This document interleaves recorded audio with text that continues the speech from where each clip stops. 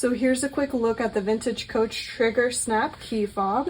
So as you can see, it's got a key ring here on one end and then the lobster claw clasp on the other. So you could use this end to clip onto the hardware on a handbag, and then this end to use as a key ring or for a keychain.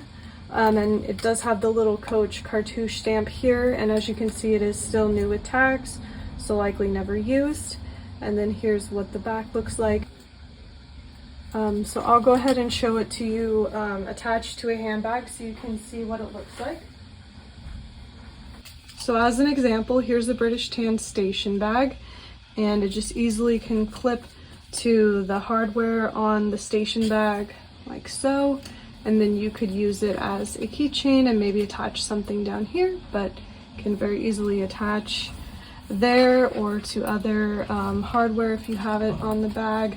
And since Coach made a lot of British Tan bags back in the day, it should match a lot of different bags if you have British Tan bags. So yeah, that's the Trigger Snap Key Fob.